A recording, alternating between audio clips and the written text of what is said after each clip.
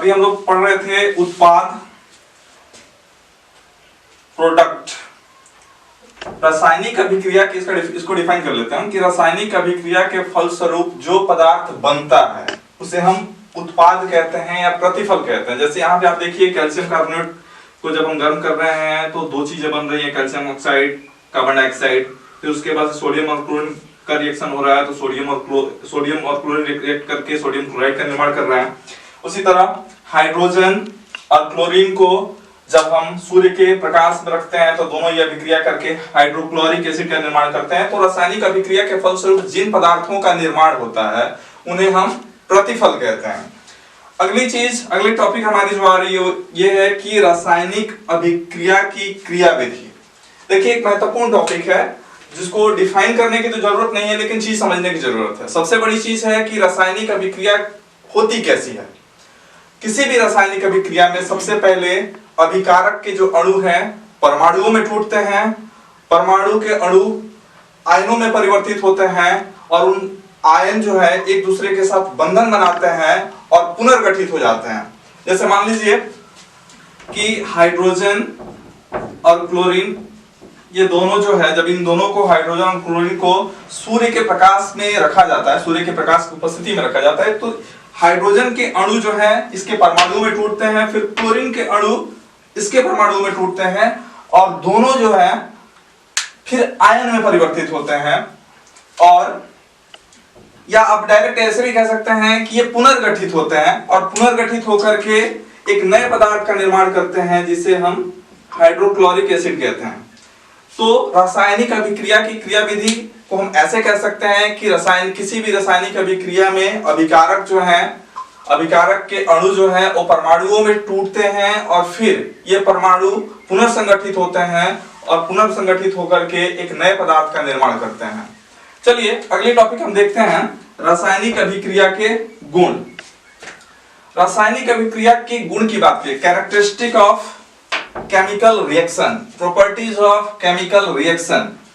Chemical reaction की properties की बात करें तो करीब इसके 4-5 प्रॉपर्टीज होते हैं। सबसे पहली इसकी प्रॉपर्टी होगी वह होगी गैसों की उत्पत्ति। गैसों की उत्पत्ति। हम लोग पढ़ रहे हैं रासायनिक अभिक्रिया के गुण, कैरेक्टरिस्टिक ऑफ केमिकल रिएक्शंस। पहला चीज इसमें हम पढ़ रहे हैं गैसों की उत्पत्ति। कुछ रासायनिक अभिक्रियाएं ऐसी होती हैं, कुछ रासायनिक अभिक्रियाएं ऐसी होती हैं जिनमें अभिक्रिया के फलस्वरूप गैस उत्पादन होता है, गैस की उत्पत्ति होती है। जैसे मैं आपको बताऊं, जब आप किसी दानेदार जस्ते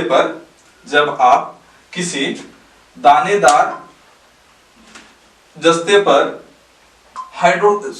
सल्फ्यूरिक एसिड गिराते हैं तो जस्ते से या इस अभिक्रिया से एक खास तरह की गैस निकलती है जिसे हम हाइड्रोजन कहते हैं। और ऐसे जितने भी धातु होते हैं उनके ऊपर आप कोई भी एसिड गिराएं तो उससे हाइड्रोजन गैस निकलता है। तो मैंने पहला जो प्रॉपर्टीज बताया उसमें कहा कि गैसों की उत्पत्ति।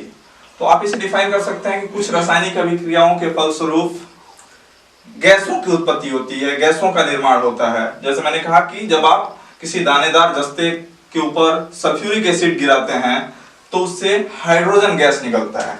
जैसे Zn प्लस H2SO4 रिएक्शन करेगा, ये दोनों अभिकारक हैं, फिर से देख लीजिए, और ये ZnSO4 प्लस हाइड्रोजन गैस।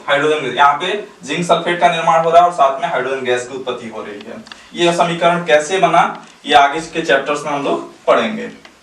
चलिए दूसरी चीज, पहला जो मैंने गुण था वो बता दिया कि कुछ रासायनिक अभिक्रियाओं के फलस्वरूप गैसों का उत्पादन होता है, गैस की उत्पत्ति होती है। वैसे ही दूसरा है कि कुछ रासायनिक अभिक्रियाओं के फलस्वरूप अवस्था परिवर्तन हो जाता है।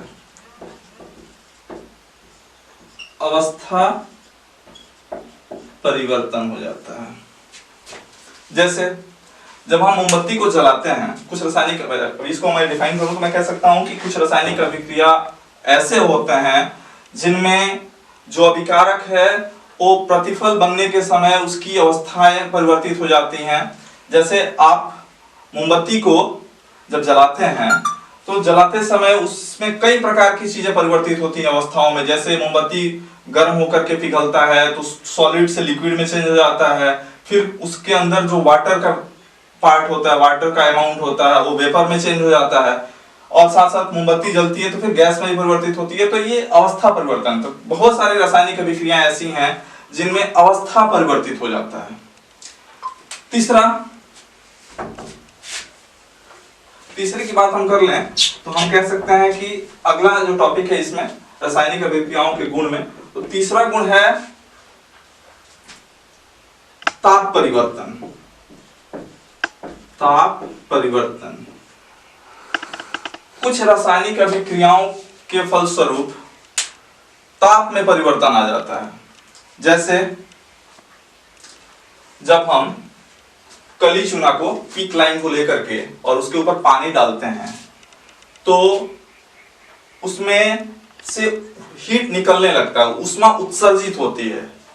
और तो मैंने जब कहा कि ताप परिवर्तन, तो कुछ रासायनिक अभिक्रियाओं में ताप परिवर्तन होता है, जिसका एग्जांपल मैं दे रहा हूं कि जब क्विक लाइम को कली चूना को जब हम पानी के साथ मिलाते हैं तो इस अभिक्रिया के फलस्वरूप एक बड़ी मात्रा में ऊष्मा का उत्सर्जन होता है, और ऐसी अभिक्रिया को हम ऊष्माक्षेपी अभिक्रिया भी कहते हैं। जिसमें ऊष्मा का उत्सर्जन हो उसे हम ऊष्माक्षेपी अभिक्रिया कहते हैं।